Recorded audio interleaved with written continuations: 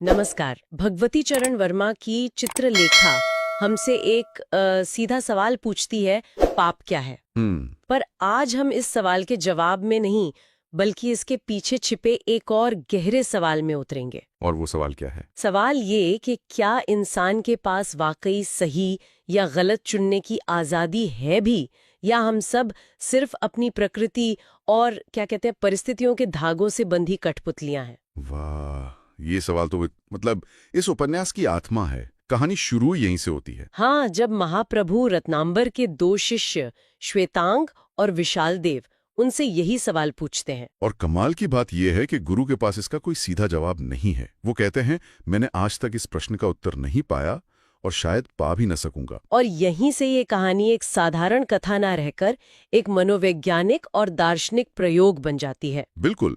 रत्नांबर अपने दोनों शिष्यों को जीवन के दो बिल्कुल विपरीत ध्रुवों पर अनुभव लेने के लिए भेजते हैं। विशाल देव को योगी कुमारगिरी के पास, जो तप और वैराग्य की मूर्ति हैं। अनुभव में तुम स्वयं ही ना बह जाओ, इसका ध्यान रखना पड़ेगा। मतलब वो जानते हैं कि ये रास्ता खतरनाक है, पर ज्ञान के लिए ये खतरा मोल लेना जरूरी है। एक तरह से वो उन्हें आग में झोंक रहे हैं, ये देखने के लिए कि वो सोना बन के निकलते हैं या राख। तो चलिए पहले श्वेतांग के साथ बीजगुप्त की दुनिया में चलते हैं। श्वेतांग एक भोला भाला ब्रह्मचारी जब बीजगुप्त के महल में पहुंचता है तो उसकी आंखें चौंधिया जाती है। जाहिर है, वहां रात में भी दिन जैसा उजाला है, संगीत और मदिरा की धारा बह रही है। और उस दुनिया के केंद्र में है पाटलिपुत्र की सबसे खूबसूरत नर्तकी चित्रलेखा। लेकिन चित्रलेखा महज एक नर्तकी नहीं है, वो उस वैभव और विलास का प्रतीक है। पर वर्मा जी उसके किरदार को सतही नहीं छोड़ते। सही बात है। हमें पता चलता है कि उसका एक अतीत है। वो एक ब्राह्मण विधवा थी जिसे कृष्णादित्य नाम के युवक से प्रेम हुआ। समाज ने रिश्ता ठुकराया, कृष्णादित्य ने आत्महत्या कर ली और अकेली गर्भवती चित्रलेखा को सड़क पर छोड़ दिया गया। और उसका बच्चा भी पैदा होते ही मर गया। तो ये जो चमक दमक हमें दिखती है, उसके पीछे जबरदस्त टूटन और दर्द छिपा है। बिल्कुल, वो परिस्थितियों की मारी हुई एक औरत है जिसने अपने आप को फिर से गढ़ा है। और इसी औरत को बीजगुप्त श्वेतांग की स्वामिनी नियुक्त कर देते हैं। सोचिए उस ब्रह्मचारी की हालत। जिस दुनिया से उसे दूर रहना सिखाया गया, अब उसे उसी के दिल में, उसी की सेवा में लगा दिया गया है। और जो होना था वही होता है। श्वेतांग चित्रलेखा के प्रेम में पड़ जाता है। एक दिन अपराध बोध से भरकर वो बीजगुप्त के पैरों में गिर जाता है और अपना पाप स्वीकार करता है। अब यहाँ पर मुझे हमेशा लगता था कि बीजगुप्त उसे सजा देंगे, पर उनका रिएक्शन हैरान करने वाला है। यही बीजगुप्त के किरदार का सबसे आकर्षक पहलू है। वो मुस्कुराते हैं। हाँ, वो कहते हैं, इसमें तुम्हारा दोष नहीं, ये परिस्थितियों का दोष है। मनुष्य परिस्थितियों का दास है। वो श्वेतांग को कोई सजा नहीं देते। एक मिनट, पर क्या यह वाकई उसकी महानता थी या एक तरह का अहंकार कि देखो मैं इतना बड़ा हूं कि तुम्हारा विश्वासघात भी मुझे छू नहीं सकता? बहुत दिलचस्प सवाल है और उपन्यास हमें दोनों तरह से सोचने पर मजबूर करता है। एक नजरिए से देखें तो बीजगुप्त का दर्शन बहुत गहरा है। वो व्यक्ति को नहीं, व्यक्ति के पीछे की मजबूरियों को देख रहा है। लेकिन आपके नजरिए से देखें तो इसमें एक तरह की उदासीनता भी है। और वो जो सजा देता है वो तो और भी अजीब है। हाँ, वो हुक्म देता है कि श्वेतांग आगे भी रोज चित्रलेखा को उसके घर छोड़ने जाएगा। ये तो उसे रोज उसी आग में धकेलने जैसा हुआ। ये कैसी सजा है? ये एक मनोवैज्ञानिक सजा है।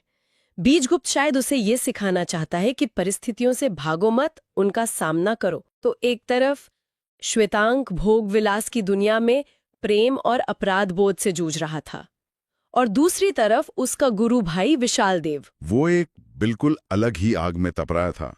एक ऐसी आग जो बाहर से शांत दिखती थी। विशाल देव है योगी कुमारगिरी की कुटी में। हाँ, जहां ना संगीत है, ना मदिरा, न कोई स्त्री। वहां सिर्फ तपस्या है, इंद्रियों पर नियंत्रण करने की साधना। कुमारगिरी का मानना है कि उसने अपनी सारी इच्छाओं को, सारी वासनाओं को जीत लिया है और परम सत्य को पा लिया है। उनका दर्शन है कि संसार एक शून्य है और सुख केवल वैराग्य में है। इच्छा ही हर पाप की जड़ है। तो इच्छा को ही मार दो। बिल्कुल। लेकिन विशाल देव आंख मूंद कर इसे स्वीकार नहीं करता। वो सवाल करता है। अच्छा, क्या पूछता है वो? वो पूछता है, वासनाओं का हनन क्या जीवन के सिद्धांतों के प्रतिकूल नहीं है? उसका तर्क यह है कि अगर भगवान ने हमें इच्छाएं दी हैं तो उन्हें दबाना प्रकृति के खिलाफ जाना हुआ ना। ये तो बहुत गहरा सवाल है। मतलब अगर इंसान को कर्म करने के लिए बनाया गया है तो उसकी इच्छाओं को ही खत्म कर देना तो कुदरत के खिलाफ जाना हुआ ना। बिल्कुल। और इसी वैचारिक टकराव के बीच कहानी अपने सबसे बड़े बौद्धिक शिखर पर पहुंचती है। सम्राट चंद्रगुप्त की सभा में। हाँ, जब मंत्री चाणक्य और योगी कुमारगिरी के बीच एक शास्त्रार्थ होता है। विषय है ईश्वर और धर्म। और चाणक्य के तर्क तो आज के समय में भी मतलब क्रांतिकारी लगते हैं। वो धर्म और ईश्वर की पूरी अवधारणा पर ही सवाल उठा देते हैं। वो कहते हैं कि ईश्वर और धर्म समाज ने अपनी जरूरतों को पूरा करने के लिए बनाए हैं। और जिसे हम अंतरात्मा या कॉन्शियस कहते तो हैं। वो भी चाणक्य कहते हैं कि वो भी समाज नहीं हमारे अंदर डाली है। उनका एक बहुत शक्तिशाली वाक्य है, मनुष्य की अंतरात्मा केवल उसी बात को अनुचित समझती है जिसको समाज अनुचित समझता है। अरे वाह, मतलब जिसे हम अपनी अंदर की आवाज समझते हैं वो असल में समाज की आवाज है जो हमारे अंदर गूंज रही है। बिल्कुल। चाणक्य यहाँ पर जो कह रहे हैं वो आज के सोशल कंस्ट्रक्शनिज्म के बहुत करीब हैं। वो तो यहाँ तक कहते हैं कि हमारा और तुम्हारा ईश्वर जिसकी हम पूजा करते हैं कल्पना जनित ईश्वर है। इस बहस में जब कुमारगिरी अपने ज्ञान के अहंकार में चूर होते हैं तब चित्रलेखा कुछ ऐसा करती है जो कोई सोच भी नहीं सकता। हाँ, वो कुमारगिरी को हरा देती है, लेकिन तर्क से नहीं, अपनी उदारता से। बिल्कुल। जब उसे विजय मुकुट दिया जाता है तो वो उसे उतारकर कुमारगिरी के सिर पर रख देती है और कहती है, योगीश्वर, विजय आपकी हुई। एक आत्म अभिमानी योगी के लिए ये सबसे बड़ी हार थी। और ये हार उसके पतन की शुरुआत बनती है। इस घटना के बाद कुमारगिरी के मन में चित्रलेखा के लिए एक अजीब सा आकर्षण पैदा हो जाता है। वो उसे भूल नहीं पाता। दूसरी तरफ चित्रलेखा को लगता है कि बीजगुप्त को यशोधरा नाम की एक कुलीन कन्या से शादी कर लेनी चाहिए और वो उनके रास्ते से हटना चाहती है। इसलिए वो बीजगुप्त को छोड़कर कुमारगिरी की शिष्या बनने चली जाती है। अपनी सारी साधना खो बैठता है। उसकी सालों से दबी हुई वासनाएं ज्वालामुखी की तरह फट पड़ती हैं। जब मैंने पहली बार कुमारगिरी के पतन के बारे में पढ़ा तो मैं हैरान रह गई थी। एक व्यक्ति जो अपनी साधना पे इतना गुमान करता है, वो अपनी वासना को सही ठहराने के लिए एक भयानक झूठ का सहारा लेता है। ये इंसान के आत्मधोखे की पराकाष्ठा है। बिल्कुल। वो चित्रलेखा को पाने के लिए उससे झूठ बोलता है कि बीजगुप्त ने यशोधरा से विवाह कर लिया है। और ये सुनकर अकेली, दुखी और टूटी हुई चित्रलेखा, जिसे लगता है कि उसके लिए दुनिया में कोई दरवाजा नहीं बचा, वो कुमारगिरी को आत्मसमर्पण कर देती है। जिस व्यक्ति को वो अपना गुरु मानकर शरण में आई थी, वो उसकी लाचारी का फायदा उठाता है। ये कहानी का सबसे अंधेरा मोड़ है। यहाँ आकर पाप की परिभाषा बहुत व्यक्तिगत और दर्दनाक हो जाती है। और ठीक इसी समय बीजगुप्त अपने चरित्र के शिखर पर पहुंचता है। हाँ, वो यशोधरा के प्रति आकर्षित है लेकिन चित्रलेखा को भी नहीं भूल पा रहा। एक गहरे द्वंद्व में है। तभी कहानी में एक और मोड़ आता है। उसका शिष्य श्वेतांक भी यशोधरा से प्रेम करने लगता है और एक दिन हिम्मत करके बीजगुप्त से उसका हाथ मांग लेता है। यहाँ पर बीजगुप्त चाहता तो श्वेतांक को रास्ते से हटा सकता था, लेकिन वो जो करता है वो अविश्वसनीय है। वो एक अभूतपूर्व त्याग करता है, क्योंकि श्वेतांक गरीब है और यशोधरा के पिता अपनी बेटी की शादी एक गरीब से नहीं करेंगे। तो बीजगुप्त अपनी पूरी संपत्ति, अपना सामंत का पद, अपना महल, सब कुछ श्वेतांक को दान कर देता है। हाँ, ताकि उसका विवाह यशोधरा से हो सके। वो खुद एक साधारण नागरिक बनकर सड़क पर आ जाता है। जरा इन दोनों किरदारों को आमने सामने रखकर देखिए। एक तरफ योगी कुमारगिरी जो वैराग्य का उपदेश देता है, अपनी वासना के लिए झूठ बोलकर एक स्त्री का इस्तेमाल करता है, और दूसरी तरफ सामंत बीजगुप्त जो भोग विलास में डूबा रहता है, दूसरे के प्रेम के लिए अपना सब कुछ त्याग देता है। अब बताइए, पापी कौन है और पुण्यात्मा कौन? वर्मा जी यहीं पर पाप और पुण्य की हमारी सारी पारंपरिक परिभाषाओं को तोड़कर रख देते हैं। बिल्कुल। वो हमें दिखाते हैं कि जो दिखता है जरूरी नहीं कि वही सच हो। तो 1 साल के इस तूफानी अनुभव के बाद दोनों शिष्य श्वेतांक और विशाल देव अपने गुरु रत्नांबर के पास लौटते हैं। और गुरु उनसे वही सवाल दोहराते हैं जो कहानी के शुरू में था, पाप क्या है? विशाल देव का जवाब बिल्कुल सीधा और अपेक्षित है। वो कहता है, बीजगुप्त पापी है, वो वासना का दास है।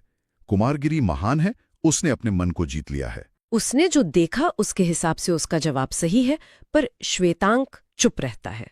शायद वो इतना कुछ देख चुका है कि अब उसके लिए सही और गलत की रेखाएं ही मिट चुकी हैं। और तब गुरु रत्नांबर अपना अंतिम फैसला सुनाते हैं, जो इस उपन्यास का सार है। वो कहते हैं, संसार में पाप कुछ भी नहीं है, वो केवल मनुष्य के दृष्टिकोण की विषमता का दूसरा नाम है। मतलब ये कि हर व्यक्ति अपनी परिस्थितियों और स्वभाव से बंधा हुआ है। हम में से कोई भी करता नहीं है, हम सब केवल साधन हैं। हम वही करते हैं जो करने के लिए हम विवश हैं। लेकिन क्या ये दर्शन खतरनाक नहीं है? अगर मनुष्य सिर्फ परिस्थितियों का दास है तो फिर व्यक्तिगत जिम्मेदारी का क्या मतलब रह जाता है? सही सवाल है। इस तर्क से तो कुमारगिरी भी कह सकता है, मैं क्या करता, मेरी दबी हुई वासना ने मुझे विवश कर दिया। फिर तो कोई भी कुछ भी करने का लाइसेंस पा सकता है। हाँ, यही वो दुविधा है जिसके साथ वर्मा जी हमें छोड़ देते हैं।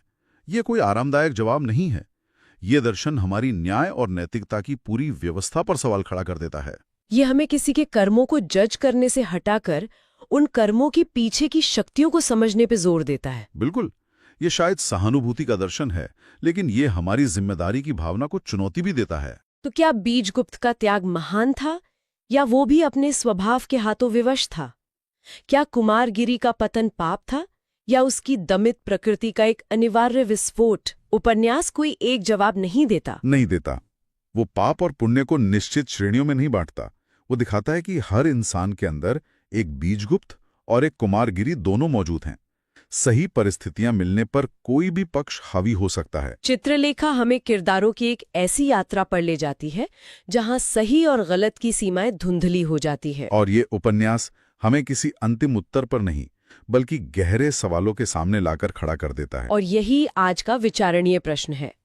अगर पाप और पुण्य केवल परिस्थितियों और नजरिए का खेल है, तो क्या हम किसी भी व्यक्ति को उसके कर्मों के लिए पूरी तरह से जिम्मेदार ठहरा सकते हैं? या फिर ये दर्शन हमें हर इंसान के सफर, उसकी विवशताओं और उसके संघर्ष के प्रति ज्यादा गहरी सहानुभूति रखने के लिए प्रेरित करता है। इस गहरी चर्चा में हमारे साथ शामिल होने के लिए धन्यवाद।